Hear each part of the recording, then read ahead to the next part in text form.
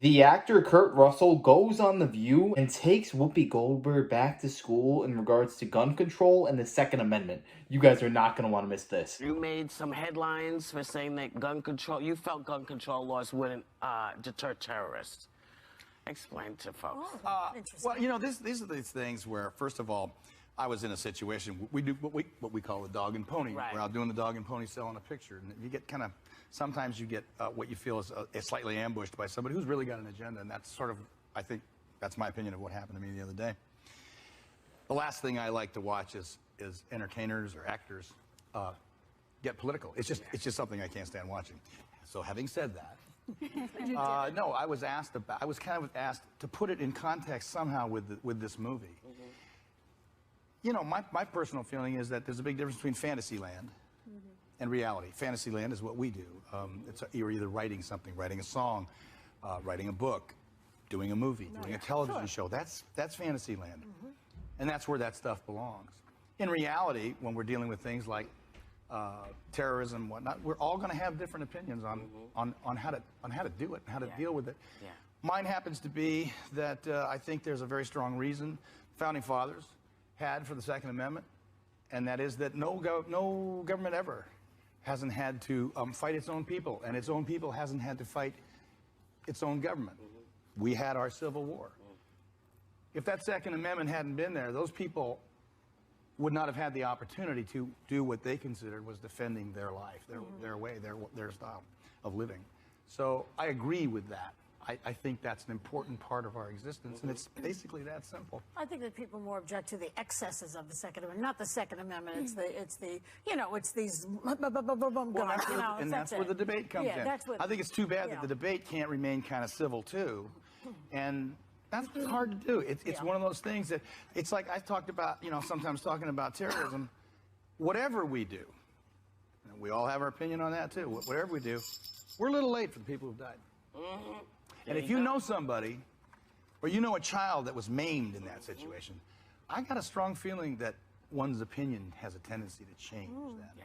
So I just leave it open for interpretation by all different people, and just say we're all in this together, and we're going to hear each other talk about it. Is that the last time you're going to talk politics as an actor? Till I'm asked to later, I'll be asked in an hour and a half about it. You know, once they trot that pony out there, I gotta let it go. But you know what? If we have to be in it with somebody, I'm glad we're in it with you. Love you, baby. In the New York Times this morning, and the guy interviewed many people from the Midwest and from the West about San Bernardino. And the basic conclusion is that there's everybody out there has this feeling of anxiety about when's the next one. So how you connect the dots for me? I think that there's a feeling about shootings and violence that's different now in 2015 than it was in the mid-90s. Oh, sure. It's not the 90s, and we're in 2015. But Quentin's doing the same game, more or less. Quentin does what he does. Yeah, Quentin's, he's like painting a picture, or he's like writing a story, or he's like a filmmaker. Right. No, I think that to mix and match reality with fantasy is something I don't understand, but that's just me. Yeah. I think that we should understand the difference.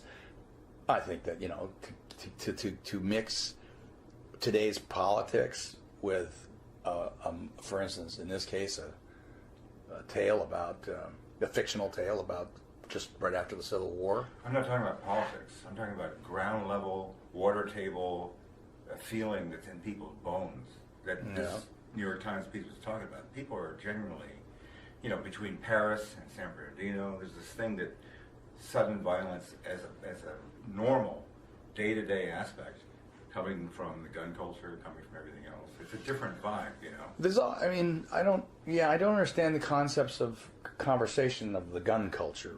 We've lived with guns since, the 7th century or something? I don't know. We all know that right now, guns is a trope. It's it's not a trope, it's a totem, it's a metaphor that disenfranchised white guys need. It makes them feel good because I mean, what an asinine comment. It's something that white guys need. Second Amendment is there in order to protect the citizens from a tyrannical government. I mean, the Founding Fathers just fought back against the British Empire, and they saw firsthand the dangers of a monarchy gone rogue. And they said, you know what, if we're going to build a new society, a way of life, we need to make sure that the people have a way to fight back against this. And that's all the Second Amendment is about. It's the people's ability to fight back and create a militia if they need to do so. I mean, just look at all the infringements on human rights in Canada, United Kingdom, China, all of these places. If they had the Second Amendment and their own private citizens had the ability to fight back against a rogue government, then you would not see the human right violations that are taking place in all these regions. I mean, in the United Kingdom, you can actually go to prison if you post something on Facebook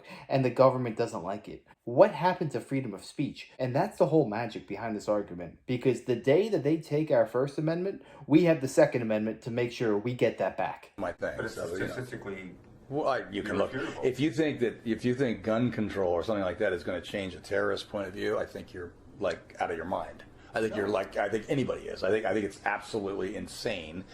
The problem we're having right now is that we don't have the concepts of how to turn it around and say,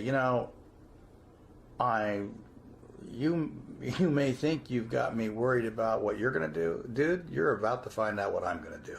And that's going to worry you a lot more. And that's what we need. That will change the concept of gun culture, as you call it, to something of reality, which is if I'm a hockey team and I got a guy bearing down on me as a goaltender, I'm not concerned about what he's going to do.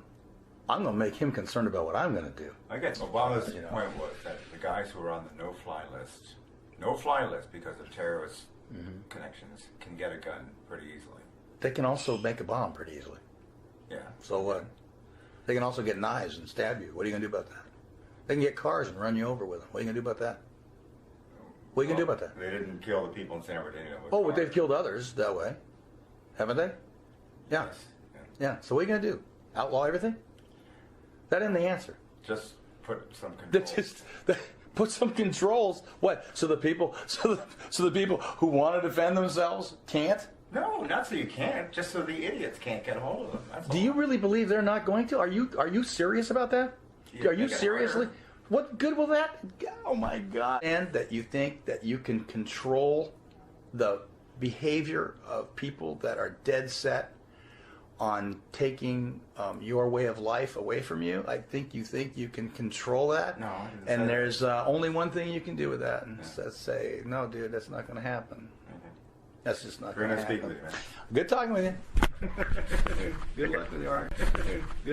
Second Amendment, gun control. You've been on the NRA's board since '95, and this is a subject that you maybe feel more strongly about than any other. I believe that Make your case. I believe that a person's moral compass can be determined by how he references free men the right to defend themselves. The Second Amendment is so obvious to me, it's insane that there's an argument. God gave, let's pretend there is no document. Let's pretend brave families didn't leave the tyrants and the slave drivers of Europe so that they could practice the religion of their choice, so that they could speak out without being murdered, that they could produce wool without the king's men coming and taking it from them every season of harvest. Let's pretend none of that happened. Let's just pretend this guy named Ted Nugent parachuted onto Earth and woke up one morning and saw these wonderful resources and had dreams of excellence and being the best that I could be. I don't need a document, and I don't need another man to explain to me that I have the right to defend my gift of life. And that there is an argument in America from Hillary Clinton, from Barbara Boxer, Dianne Feinstein, from a whole gaggle of numbnuts who would try to tell me they will dictate where, how, and if I can defend myself.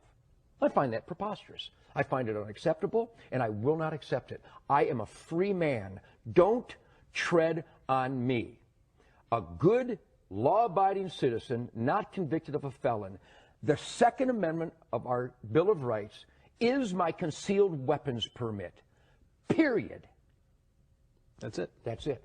So no limitations of any kind that you No. can see.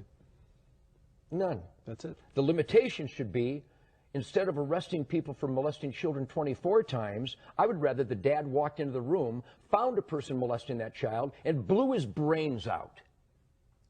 I would rather that the lady in Massachusetts last month who was taking her daughter to soccer, who was carjacked by a recidivistic maggot who'd been in the prison system all his life but was let out again because we feel sorry for him. Maybe he had a bad childhood. Instead of her being hijacked and murdered, I'd rather she just shot the bastard dead.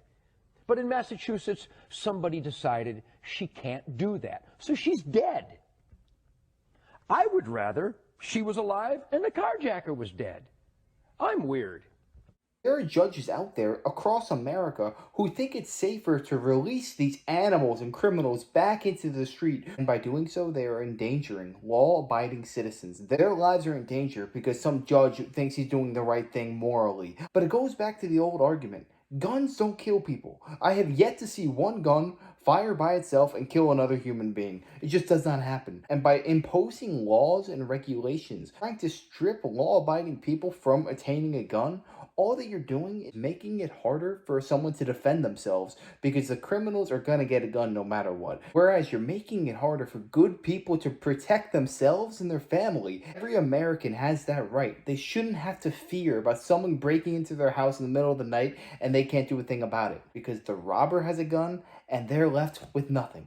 Guy who beat this lady to within an inch of her life in Waco, on parole was he? Phenomenal.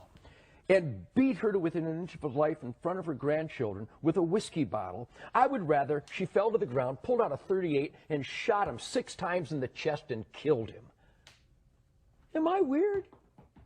Because the guy is going to get out again. I don't like repeat offenders. I like dead offenders.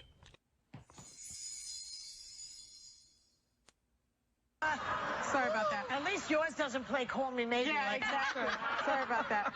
He had an Illinois firearm ID card and a concealed carry license in that state. And in Virginia, the gun laws are very, very lax. They're very, very loose. You know, but law enforcement officers will tell you when there's more than one person that has a gun, it makes the situation more dangerous for them because they don't know who the bad guys are. But you know what? So more guns is not the answer. Because I live in New York State, I just let me say this one thing because it's personal, really. Yeah. Because I live in New York State and there are tight gun laws here.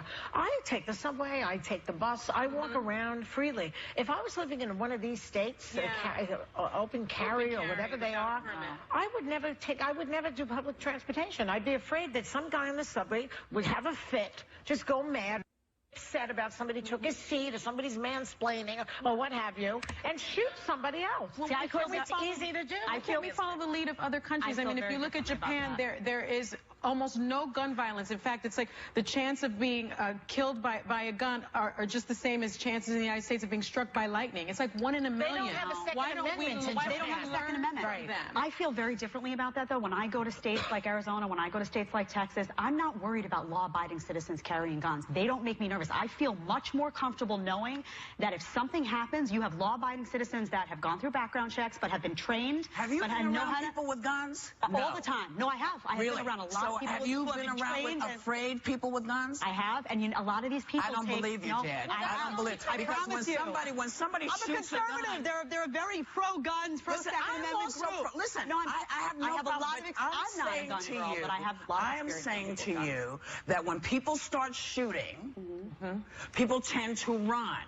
If other people have guns, it makes it very hard for the police to know who to shoot. And they're more likely to hurt themselves. Who to shoot, because every civilian's got a gun at. But the problem is, if the Capitol Police weren't there, and the Capitol Police were only there because Scalise is there and he's the House Majority Whip, if they had not shown up, there would have been a massacre there. But that's their job. That's their training. But if you live in a society where only the police have guns, that's called a police state. That is not the United States of America. That is not the United States. I don't know. That is not. Listen, the Second Amendment. Let's talk about the Second Amendment then. Please. Okay, because the Second Amendment is about a militia. That's what it says. But that was at the time that it was written. That's right. It's the right to bear arms, to protect yourself and your family. Not to protect yourself and your family. That's not if you could put up the militia, the Second Amendment while we're talking about other stuff. We'll be right back. I'm sorry, some of these women are brain dead. Did I really just hear Joy Behar say that she feels safer in New York City subways rather than being in Arizona? I almost could not believe it when I heard her say that. And also, Whoopi Goldberg saying, the cops won't know who's the bad guy because both people have guns. I will tell you exactly the flaw in her logic right there. Because if somebody comes out shooting, do you think that the police will respond immediately? Do you think they will be on the scene like that? It'll take a couple minutes, 5-10 minutes, and that's all it takes for multiple lives to be lost. I mean, it reminds me of the scenario that happened a couple years back in a church. There was a person who came in with a gun trying to shoot people in a church, and a law-abiding citizen who was holding a concealed carry took his gun, killed the perpetrator before they could amass more killings. Now, if they had just sat there and waited for the police to arrive, almost every person would certainly be dead because they don't have any way to defend themselves. The police will know who the good guys are and who the bad guys are based purely on the fact who's the one doing the killings. That's it. So for somebody to say they are safer in a world where there are less law-abiding citizens with guns is simply not true, because the criminals are going to find the guns and they're going to commit crimes no matter what. You might as well give the people the chance and the opportunity to defend themselves. But something I will say I really did enjoy was what Kurt Russell said in the beginning of this video when he said, listen, I'm just an entertainer, an actor. I don't like when these people get political because then you can't enjoy their actual work. Elvis Presley said something very similar. They asked him about his thoughts on the Vietnam War, and he said, you know what? I'm an entertainer. I don't want to get involved in that because it's not my place to stand on a soapbox and tell you how you should believe. Everybody got their own thoughts. And I'll tell you right now, if more celebrities had that opinion, we would live in a much better and safer world. We wouldn't have to listen to these people criticizing us because we have a different opinion than themselves. But yeah, let me know your thoughts on this down below. How do you think Kurt Russell handled it? Do you agree with what he says, or is he a bit too radical for you? Let me know. I'd love to know your thoughts. And if you enjoyed, make sure to smash that like, comment, subscribe, and wish you guys nothing but the best. Till next time.